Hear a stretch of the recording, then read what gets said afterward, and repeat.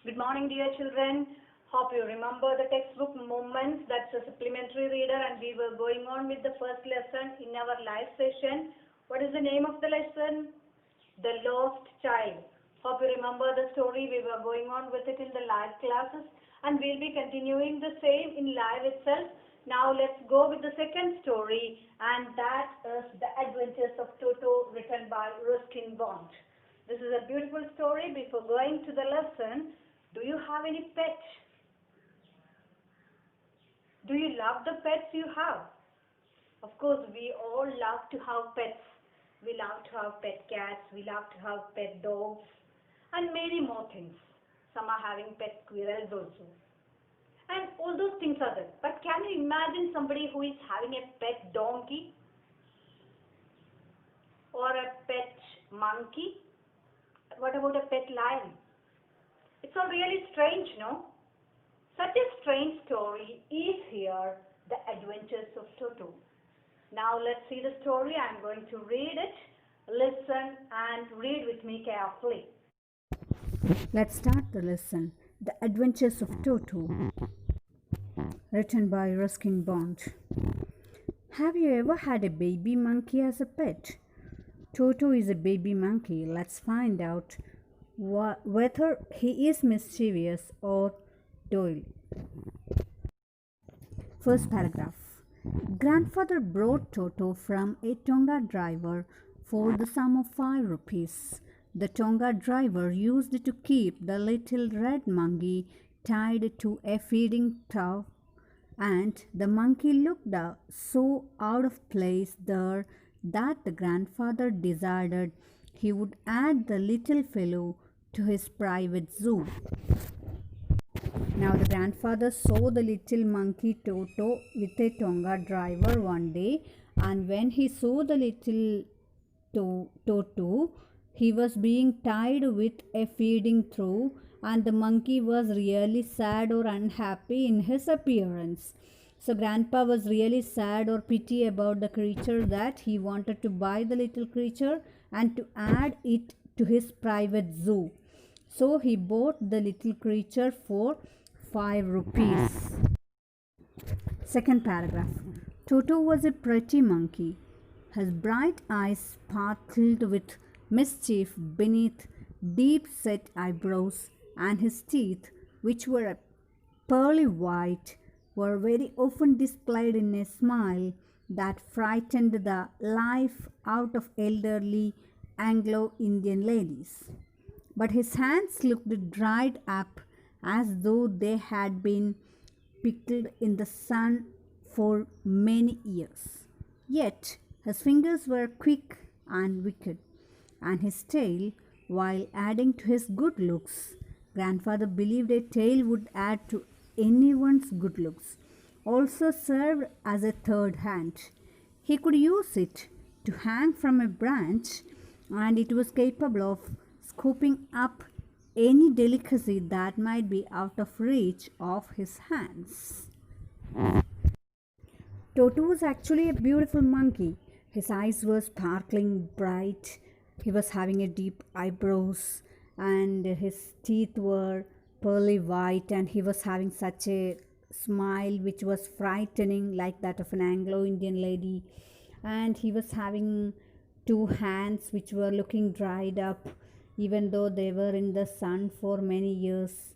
And his fingers were quick and wicked, which means he was really naughty. His fingers were non-stop. They would do they would pick each and everything at any moment. And his tail was something like a third hand for him. Whatever he cannot take with his hands, he would take it with his tail. All those things were the first appearance of the little creature. Grandmother, always fussed with the grandfather, brought home some new birds or animal. So it was decided that Toto's present should be kept a secret from her until she was in a particularly good mood. Grandfather and I put him away in a little closet opening into my bedroom wall, where he was tied securely, or so we thought, to a peg fastened into the wall. Grandpa knew it very well that whenever Grandpa brought some new animals or birds home to add into his zoo, grandmother used to fight for that one. So Grandpa and the narrator, the author, they both decided to make Toto's presence as a secret. They never wanted to reveal in a sudden to the grandma that they have a pet monkey also, because she might quarrel. So they waited for a good mood for the grandma to talk about Toto. And for the time being, Toto was kept in a cupboard in the narrator's bedroom wall and was tied securely to make sure that he is not making any mischief in the house. A few hours later, when grandfather and I came back to release Toto, we found that the walls, which had been covered with some ornamental paper chosen by grandfather, now stood out as naked brick and plaster. The peg in the wall had been wrenched from its socket, and my school bazaar, which had been hanged there, was in shreds. I wondered what grandmother would say, but grandfather didn't worry. He seemed pleased with Toto's performance. He is clever, said grandfather. Given him, I'm sure he would have tied the torn pieces of your blazer into a rope and made his escape from the window. Now Toto was safely kept in a closet, and after some time, when they came back to the author's room and checked for the little creature to release him, they could see nothing there, but the little closet was being damaged and the little creature was not seen there. Now the author was really upset what the grandma would say, but grandfather was really happy and was pleased with Toto's performance. He said that Toto is really clever and could have done such a wonderful job to save himself to escape from the window. Next paragraph. His presence in the house still a secret, Toto was now transferred into a big cage in the servants' quarters, where a number of grandfather's pets lived very sociably together: a tortoise, a pair of rabbits, a tame squirrel, and for a while my pet goat. But the monkey wouldn't allow any of his companions to sleep at night. So grandfather, who had to leave Dehradun next day to collect his pension in Saharanpur, decided to take him alone. Now grandpa shifted the little creature into the servants' quarters, where a number of grandpa's pets were living together in a good atmosphere, and he was kept in a big cage also. But the problem happened is that the other creatures like a tortoise, then a pair of rabbits, a tame squirrel, all those creatures could never sleep for the next night. Grandpa understood the problem very well, that he decided to take the little creature with him because he wanted to go from Dehradun the next day to collect his pension in Saharanpur, and he decided to take the little creature along with him. Next paragraph. Unfortunately, I could not accompany grandfather on the trip, but he told me about it afterwards. A big black canvas kit bag was provided for Toto. This, with some straw at the bottom, became his new abode. When the bag was closed, there was no escape. Toto could not get his hands through the opening, and the canvas was too strong for him to bite his way through. His efforts to get out only had the effect of making the bag roll about on the floor or occasionally jump into the air, an exhibition that attracted a curious crowd of onlookers on the Dehradun railway platform. So the author was not able to accompany his grandpa, but Whatever happened there in the trip, Grandpa explained everything to the author after coming back.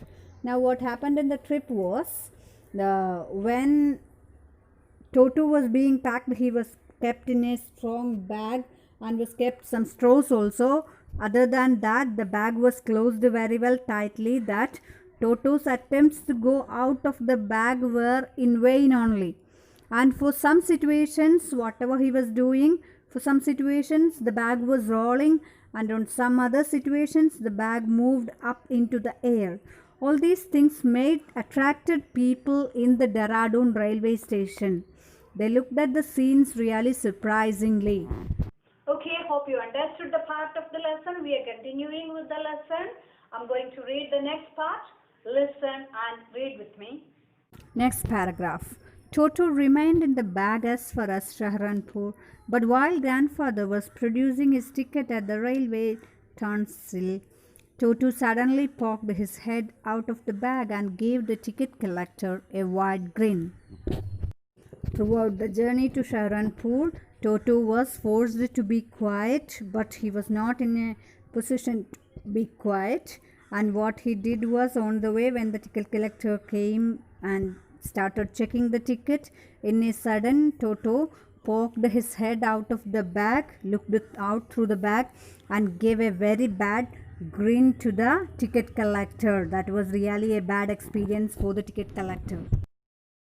Next paragraph.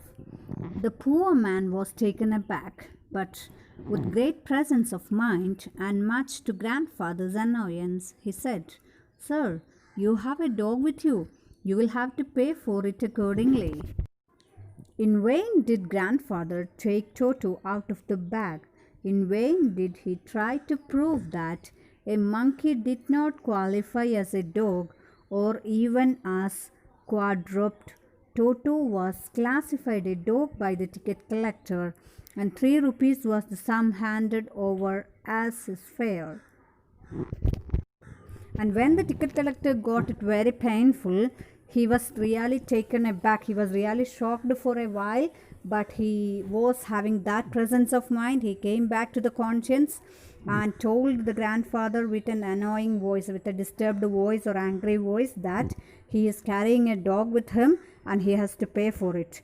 Then grandpa took the creature, the little creature, out of the bag and showed and tried to prove that a monkey is really far away from that of a dog. But the ticket collector never agreed with the grandfather. He said that this is a dog and you have to pay 3 rupees. Right, finally, grandfather paid 3 rupees.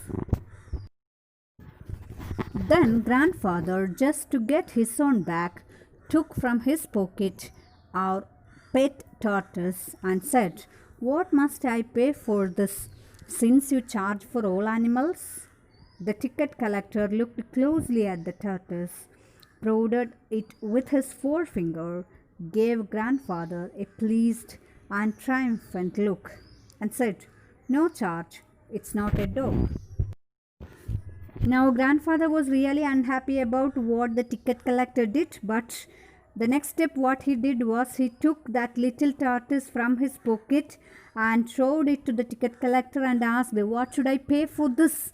Ticket collector had a look at it very keenly, just had a touch on it, and finally he decided, "This is not a dog, so you don't want to pay for it."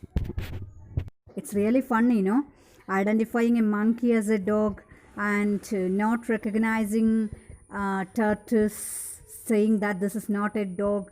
All these things, this is really funny. Next paragraph.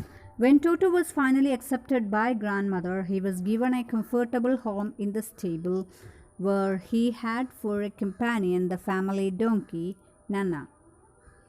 On Toto's first night in the stable, grandfather paid him a visit to see if he was comfortable. To his surprise, he found Nana without apparent cause, pulling at her halter and trying to keep her head as far as possible from the bundle of hay. At last, Grandma also accepted the little creature, and Toto got a comfortable position in the stable. And there was another companion, a donkey named Nana also, And on the first night, Grandpa want to make sure that both the creatures are staying comfortably in the stable. So he checked there.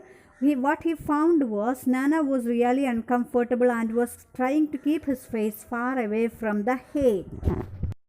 Next paragraph. Grandfather gave Nana a slap across her haunches, and she jerked back, dragging Toto with her. She had fastened onto her long ears with his sharp little teeth. Toto and Nana never became friends. A great treat for Toto during cold winter evening was the large bowl of warm water given him by grandmother for his bath. He would cunningly test the temperature with his hand, then gradually step into bath, first one foot, then the other, as he has seen me doing, until he was into the water up to his neck. Nana looked really disturbed or troubled when grandfather tried to pull her towards the hay. Also, she was moving back and was taking the little creature Toto also dragging back with her. And whatever is the condition, they never made themselves friends. Nana never became friends to Toto, and the something wonderful was going on the winter season. What was that? It was giving a bath to a hot water bath to the little creature Toto. Let's see how it happened. Grandma used to give him hot water, and he used to check the temperature with his finger, and he start taking himself into the water. First he'll keep one leg into the water, and then will keep the next leg. Slowly he will dig himself into the water like what the author was doing. That was really funny, no? Hope you understood the part of the lesson. We are continuing with the lesson. I'm going to read the next part. Listen and read with me. Once comfortable, he could take the soap in his hands or feet and rub himself all over. When the water became cold, he would get out and run as quickly as he could to the kitchen fire in order to dry himself. If anyone laughed at him during his performance, Toto's feelings would be hurt and he would refuse to go on with his bath. One day Toto nearly succeeded in boiling himself alive. And after getting himself comfortable, he will use the soap also. And soon after the water is getting cold, he will jump out of the water tub, and then he would run fast into the kitchen to seat himself near the fire to make himself dry. And if somebody is laughing at his performance at this moment, the next time he will refuse to take a bath again. All these things were there, and on one day he did something really, what we will say, dangerous. He made himself boiled half. Let's see how it happened. Next paragraph. A large kitchen kettle had been left on the fire to boil for tea, and Toto, finding himself with nothing better to do, decided to remove the lid, finding the water just warm enough for a bath. He got in with his head sticking out from the open kettle. This was just fine for a while until the water began to boil. Toto then raised himself a little, but finding it cold outside, sat down again. He continued hopping up and down for some time until grandmother arrived and hauled him half boiled out of the kettle. One day when grandma made a teapot and made some water in it and kept it for the tea for the evening, what happened is Toto found nothing to do other than that, so he felt himself to take a bath. And when he checked the water in the kettle, it was fine. The temperature was fine. So what he did was he entered into the kettle and made himself in the kettle. Only his head was out, and he just kept there for a long while. And once when the water started getting more and more hot, what happened is he was not really comfortable, and then He just tried to move out, but outside it was very cold and he never wanted to go out into the cold. So he get into the kettle himself and was trying to move here and there into that corner, this corner of the kettle. And it continued till till the author's grandma saw him, and with a great howl she took the kettle and it took the little creature out of the water. Till that it continued, and if she had come a little late, what would have happened is that the little creature would have been boiled in the water. Next paragraph. If there is a part of the brain especially devoted to mischief, that part was largely developed in Toto. He was always tearing things to pieces. Whenever one of my aunts came near him, he made every effort to get hold of her dress and tear a hole in it. Now the author says that if there is a special part in our brain which is developed for mischievous things, now he believes that Toto's that part is being developed very well. That is a little bit large because that much naughty he was.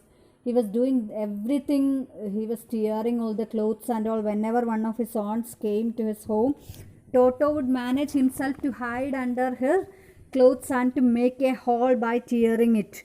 That is really mischievous. Now, if a guest is coming to our home and if her clothes are being torn by our pet, it's not at all nice for the guest, and she will never think of coming to our home in such a situation.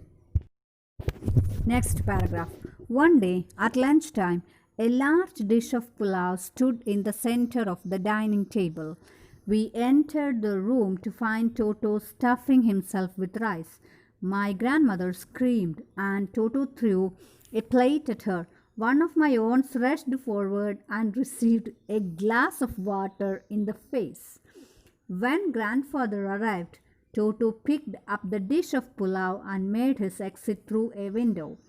We found him in the branches of the jackfruit tree, the dish still in his arms. He remained there all afternoon, eating slowly through the rice, determined on finishing every grain. And then, in order to spite grandfather, who had screamed at him, he threw the dish down from the tree and chattered with delight when it broke into 100 pieces. One day at lunchtime, there was a pulao kept set on the table in the center of the table, and when everybody, including the grandma, entered the lunch hall, they could see that Toto was sitting there and enjoying the rice. When grandma screamed, what Toto did was he threw a plate at her.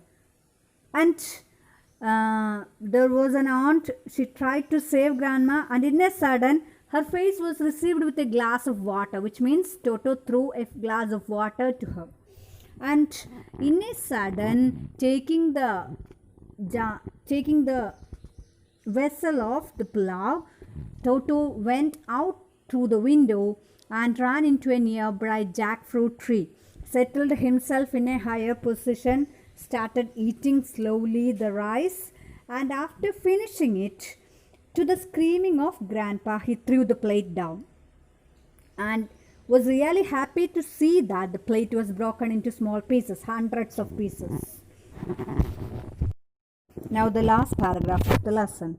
Obviously, Toto was not the sort of pet we could keep for long. Even grandfather realized that. We were not well-to-do and could not afford the frequent loss of dishes, clothes, curtains, and wallpapers.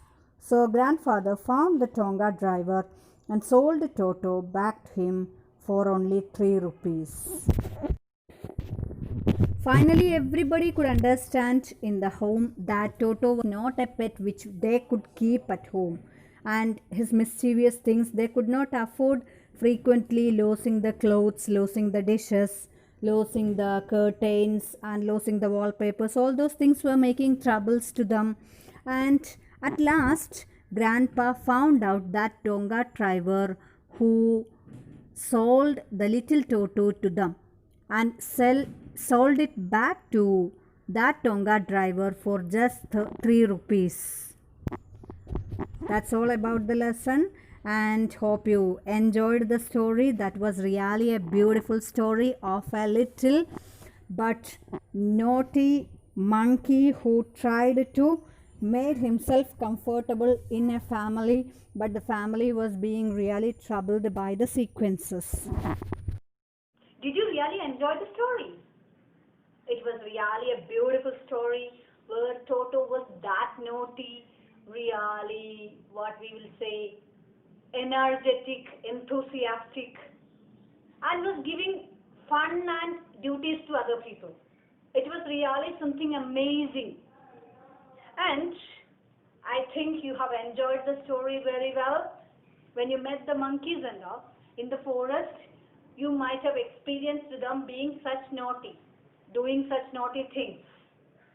And I'm very sure you have enjoyed the story very well. It's time for me to wind up the session. Hope you understood it very well. Thank you. Have a nice day.